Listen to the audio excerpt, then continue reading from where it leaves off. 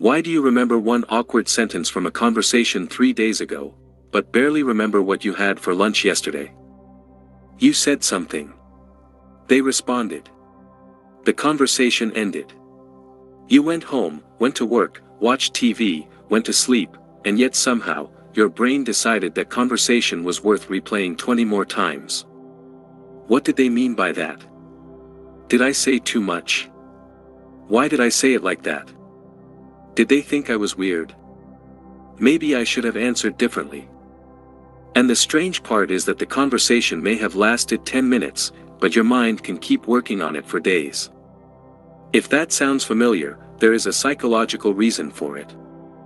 And understanding that reason can change the way you see those conversations, and yourself.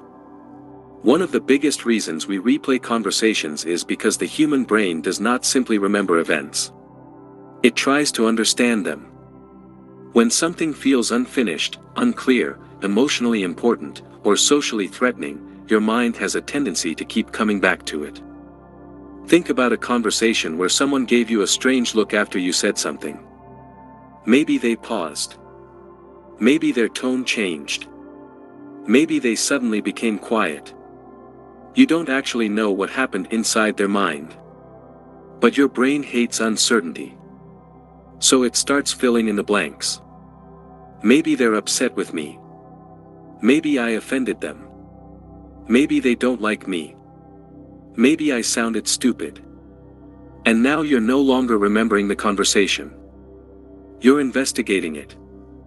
Your mind becomes a detective trying to solve a case that may not even have a problem. This is one of the most interesting things about overthinking conversations. We often believe we're trying to find the truth.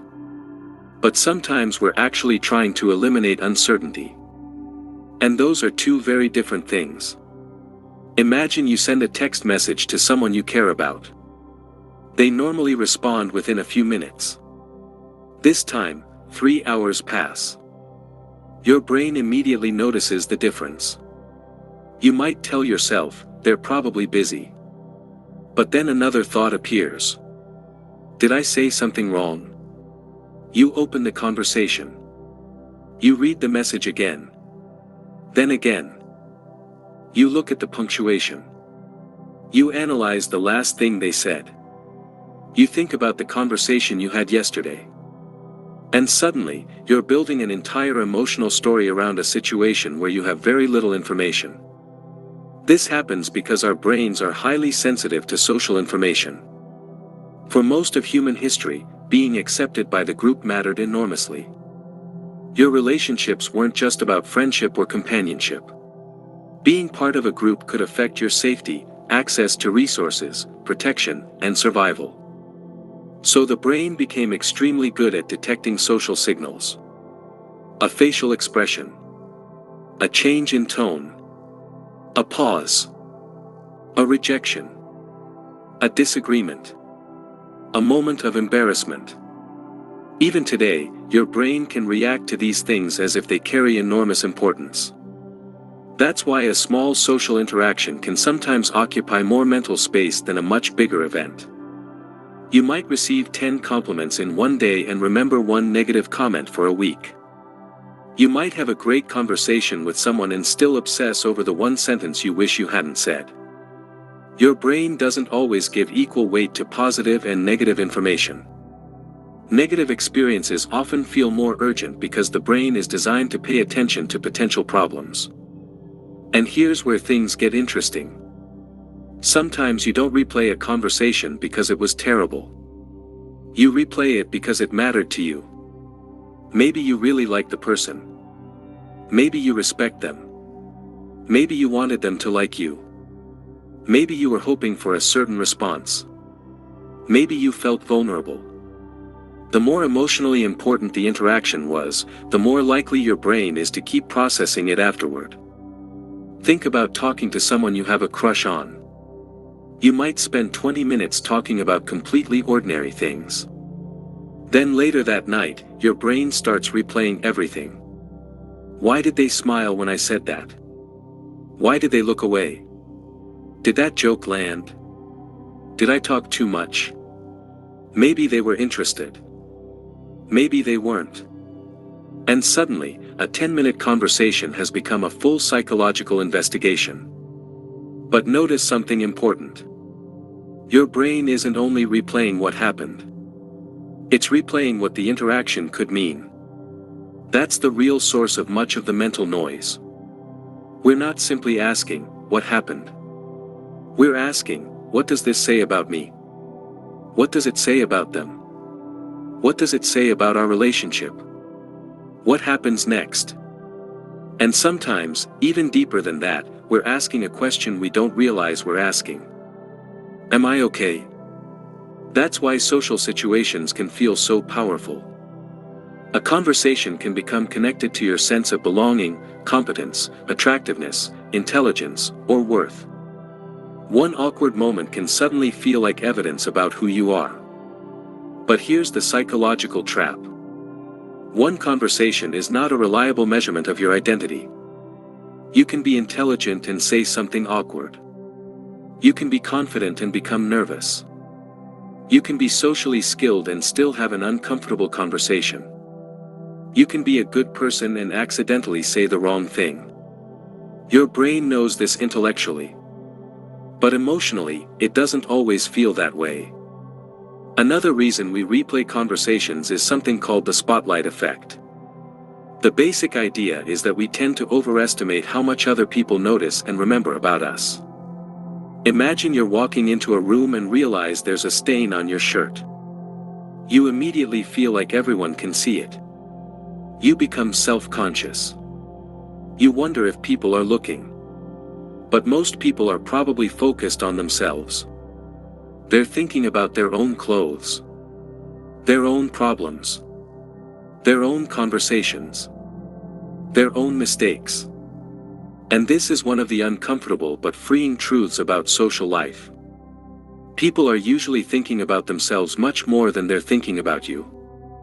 That embarrassing sentence you have been replaying for 3 days. There's a good chance the other person barely remembers it. And if they do remember it, they may interpret it completely differently than you do. You remember your internal experience. They only saw the outside. You remember how nervous you felt. They may have simply thought you were quiet. You remember the pause before you answered. They may not have noticed it at all. You remember every word because you were inside the moment. They weren't. This is why replaying a conversation can become misleading. The more you replay something, the more familiar the memory becomes. And familiarity can create the feeling that you're getting closer to the truth. But repetition doesn't necessarily create accuracy. Sometimes you're simply strengthening your interpretation. You think, I sounded nervous. Then you replay it. I definitely sounded nervous. Replay it again. I probably made them uncomfortable. Eventually, your interpretation starts feeling like a fact. But it may never have been a fact. It may have been a guess that became emotionally convincing through repetition. This is especially common when we are tired, stressed, lonely, or already feeling insecure.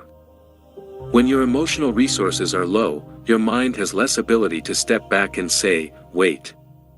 I don't actually know that. Instead, the thought feels immediate and real. There's another reason certain conversations stay with us. Sometimes the conversation touches an old wound.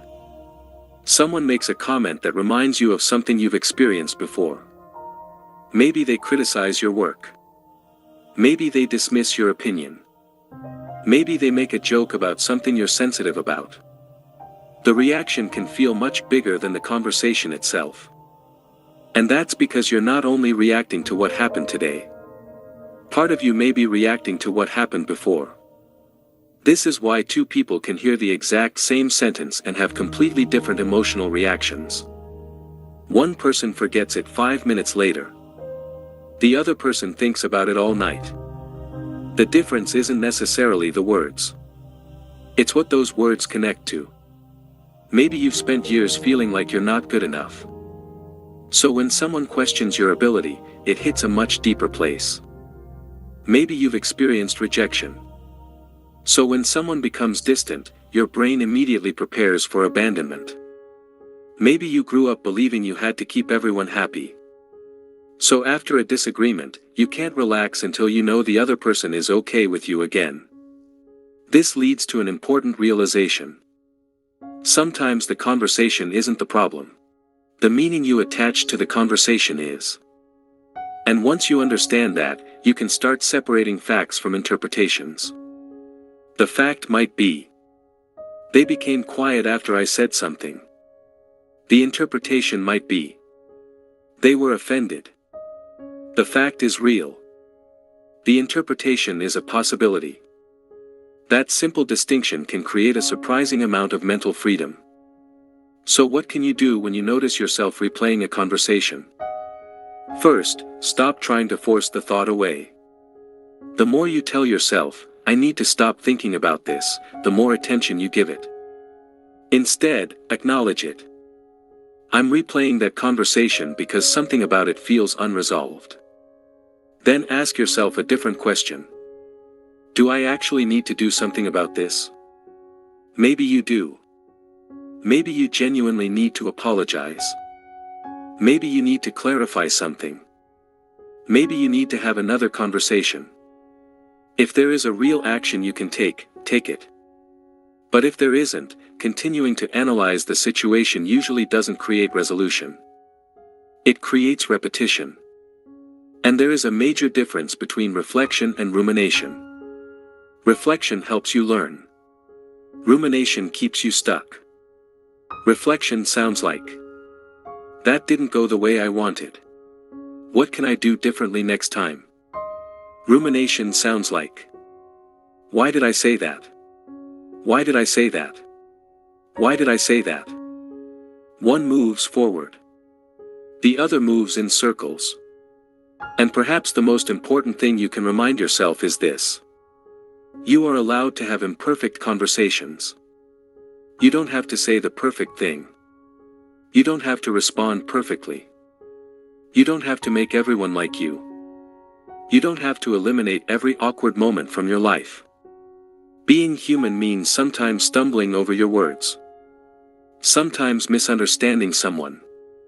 Sometimes talking too much. Sometimes talking too little. Sometimes wishing you had said something differently. That doesn't mean something is wrong with you. It means you're human. And the next time your brain brings back a conversation from 3 days ago, try asking yourself, am I remembering what happened, or am I trying to control what it meant? That question can change everything. Because you cannot go back and edit the conversation. But you can change the story you're telling yourself about it. Maybe they weren't judging you.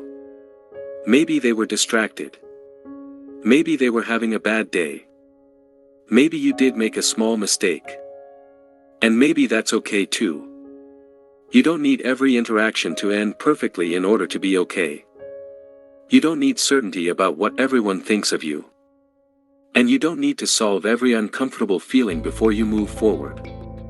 Sometimes the healthiest thing you can do is accept that you don't know what someone else was thinking. Let the conversation remain unfinished. Let the awkward moment remain awkward. Let yourself be imperfect. Because peace doesn't always come from finding the perfect explanation. Sometimes it comes from realizing that you don't need one. The conversation ended. But your mind kept it alive because it believed there was something important left to solve. Maybe there was. Or maybe the real lesson was simply learning that you don't have to investigate every uncomfortable moment your mind brings back to you. You can notice the thought. You can learn from the experience. And then you can let it go. Because your life is happening in the conversation you're having right now, not in the one your mind keeps replaying from yesterday. If this helped you understand your mind better, subscribe for more videos like this.